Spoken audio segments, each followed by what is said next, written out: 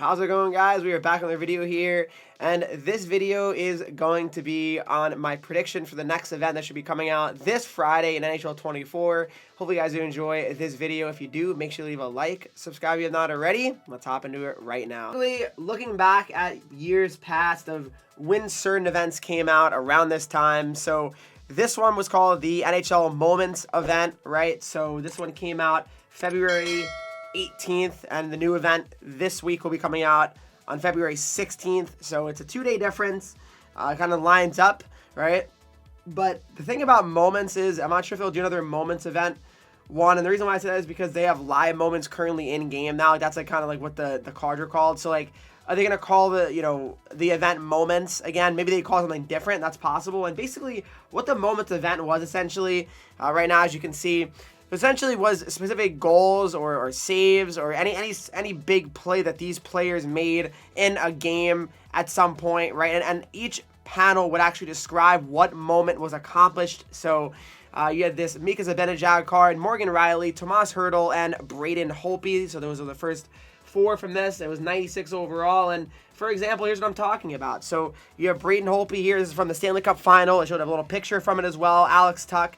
So it says the save. Braden Holtby spirals across his crease to deny Alex Tuck on the Golden Knights in Game 2 of the Stanley Cup final, and the save to credited with turning the series around and leading the Caps to their first ever Stanley Cup championship. So it's kind of how the event works. Just kind of big moments from a game that a player did perform. Each thing will say. So you have, like, for example, Zibanejad when he scored his 5th goal. That's crazy in overtime. I remember that game. That was like right around before 2020, the season got stopped. This is always a funny one too. Morgan Riley, he scores an end-to-end goal. Goal of the year to help the Leafs snap a franchise record 11-game losing streak. Not winning streak, guys. A losing streak. That's how it was back in the day here, unfortunately, for this Leafs team. But not anymore. So this is a potential event here. It was a good event. I liked it for the most part. Will they do it again, though, considering, there's live moment cards? Those are kind of like the prime times nowadays. I'm not sure, but it could definitely make sense. It lines up with the same, like, time frame. And as we've seen before, guys, style icons has happened. I mean, usually a lot of the events kind of happen at the same time every year if they do end up reusing them, unfortunately. But that's kind of how I look at it. You have Tyler Myers, McKinnon, Yager. Some of these event cards are pretty cracked, I do remember. But yeah, it's a 2-week event, and it was solid. But let's move on to the next event that I think is a really good chance that it will be. So the one that I really think is going to be the event is the trade deadline event. So basically, this really lines up as this came out on February 16th exactly, which is funny. February 16th exactly is when this new event came out, and that would line up yet again, guys, with this year. So, I mean, that's pretty funny. If it does, it makes sense. So the thing is now, people are like, oh, well, it's too early, right? Well, is it too early? The NHL trade deadline was March 3rd last year, and this year it is March. It is, let's see, it is March 8th. So it's very close. It's maybe about a week difference. So just it's a little bit off. It's like 5-day difference. But I mean, you can't really say like that's going to be the difference. You're telling me that 5 days is the difference between them not having the event. I don't think so. I think, because what are they going to do, have a 1-week event right now, then trade deadline? Trade deadline has to be the next event. It kind of wouldn't make sense for it not to be, but we'll see. I mean, those are the only 2 events that I think could really make sense.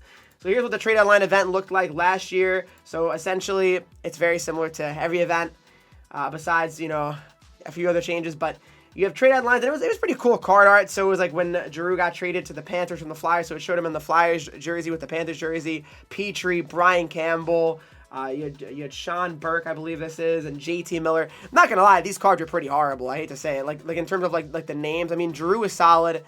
I wasn't a big fan of these cards in general, like as actual cards. I wasn't really that excited when I saw these are the 5 MSPs that came out.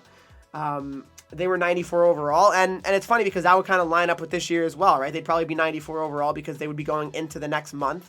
So it's really interesting to see. Maybe it'll be 93, maybe it'll be lower, but we'll see. So those are the trade deadline cards, and then this is how they did it last year, at least. This is how trade deadline worked last year. So You had Eric Carlson, Timo Meyer, Chikrin. So all these guys that if they got traded, they would get a +2 overall, and the team would update. So for example, Timo Meyer got traded to the Devils. He became a 92 overall card.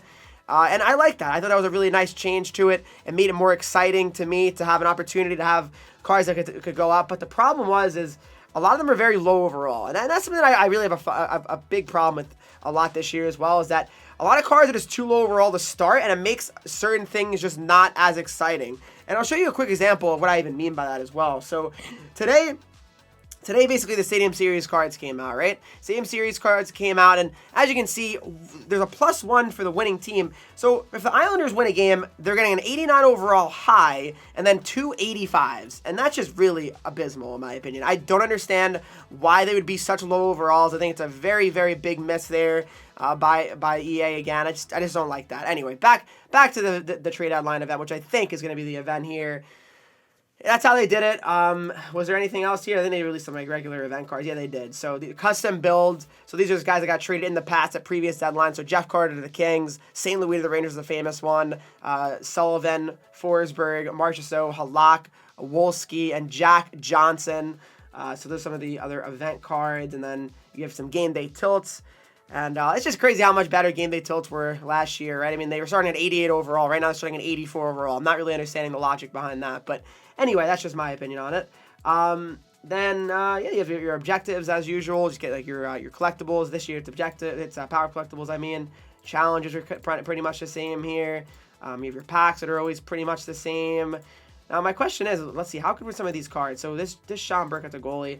How good were some of these cards? You got Brian Campbell. You had 96 speed with synergies active. I mean, that's fine. It's nothing special, though. It's fine stats. Gold, stick him up. 5'10", though. It's a little bit too small for my liking for a defenseman. And then you had Giroux. Giroux is probably the best one here, right? I mean, okay. That's actually interesting looking at this now, because they had MSPs last year at 94 overall, right? So that's interesting that they have him at 94 overall. But what I really find interesting is the synergies, right? So there's 3 synergy slots, and right now for MSPs, there are 2 synergy slots, which is interesting, right? It's a little bit different. So you had two, maybe 93s were the same last year. Maybe they only had 2 synergy slots. I guess we'll know when 94s come out in HUT for MSPs. But that's interesting that they're 3 different. So we'll see. But Drew was probably the best one, though. Yeah, he had good speed, 95 speed, 99 face-offs as well. So that was probably a pretty nice card. JT Miller was decent as well. But yeah, let me know what you guys think of this, and probably that's the next event. If I had to really give a good guess, I'd think that's probably the next event. It would be trade deadline. It just lines up perfectly from last year, and the trade deadline's a little bit later this year, but I wouldn't think that'd be a problem. I really don't. I think it'd probably be a non-factor, and that should really mean nothing in the grand scheme of things. So let me know if you guys are excited for a trade deadline event. Do you want to see something different? I kind of do, because it's kind of the same old, same old. Every event's pretty predictable right now, unfortunately, in HUT. But that's what it is. So let me know what you guys think of this, and who would you like to see as potential trade deadline MSPs. Hey guys, thanks so much for watching this video. Hopefully you did enjoy it. If you did, please make sure you leave a like, subscribe if you have not already, and follow me on Twitch, Henreek, Instagram, Twitter, TikTok, and you get 3 E's. And be sure to join my Discord to talk to me, followers, and subscribers of the channel. And I'll see you guys all in the next video.